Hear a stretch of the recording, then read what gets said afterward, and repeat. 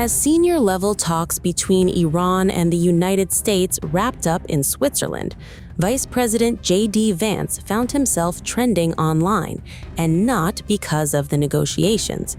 Instead, social media was fixated on what appeared to be an awkward security mishap caught in a photo posted by Qatar's Prime Minister.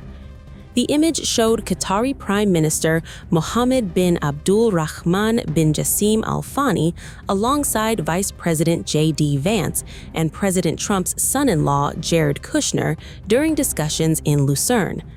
Posting the picture online, the Qatari leader wrote, quote, "Live from Lucerne, work continues with Vice President J.D. Vance and Jared Kushner."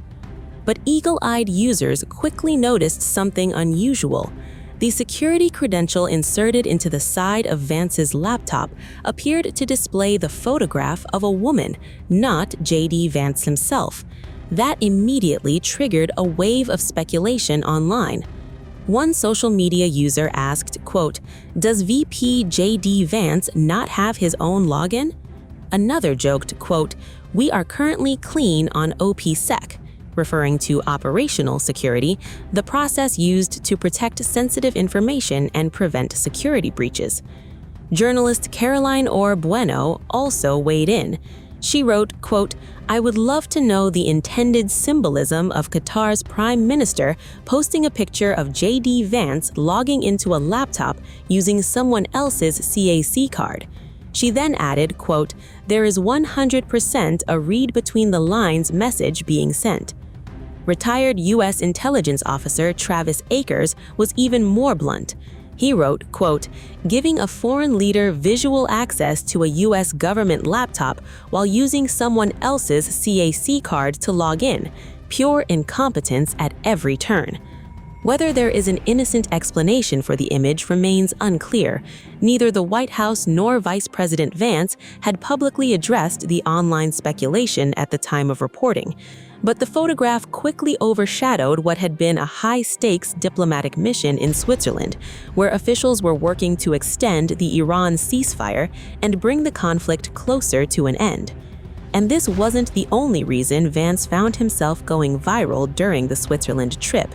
The vice president had already sparked chatter online after what many claimed was an awkward encounter with Qatar's prime minister during the first round of peace talks, with social media users insisting Vance appeared to be snubbed, and that incident quickly became a story of its own. What was supposed to be a high-stakes diplomatic mission for Vice President J.D. Vance quickly turned into an awkward moment that social media simply couldn't ignore. Vance, along with Special Envoy Steve Witkoff and Jared Kushner, attended the Lake Lucerne summit in Switzerland on Sunday for peace negotiations involving Iran, Pakistan, and Qatar. The talks were mediated by Pakistan and Qatar and focused on securing a potential peace agreement with Iran. But before any discussions even began, it was Vance's arrival that grabbed attention online. Videos from the summit appeared to show Qatari Prime Minister Sheikh Mohammed bin Abdul Rahman Al Thani walking straight past the vice president. With Vance standing at the front of the receiving line, the Qatari leader instead greeted the Iranian and Pakistani officials with hugs and kisses. The footage then appeared to show Vance reaching out from behind Pakistan's prime minister, extending his hand in an apparent attempt to get Sheikh Mohammed's attention. He seemingly received only a brief acknowledgement before the Qatari leader turned away. The awkward interaction immediately exploded on social media. One user wrote, quote, "He's by far the daftest vice president ever." Another commented, "The world hates us, and rightfully so, because we're Israel's." A third suggested the moment looked deliberate, writing, quote, "Looks like it was planned. Shabazz stepped in front well in advance as if to help the Qatari minister avoid Vance." Another user posted, quote, "You can't get respect for the asking. You have to earn respect." And one person joked, quote, "They gave you a private jet, but apparently they draw the line at a handshake." The apparent cold shoulder didn't end there. But despite the viral snub and the flood of online commentary, Vance struck a far more optimistic tone the following day. Speaking from Augsburg in Switzerland on Monday, the vice president laid out what he described as key achievements from the first day of negotiations and argued that the summit had produced meaningful progress. Hello, everybody, and good morning to everybody back in the United States. I guess good afternoon to the folks assembled.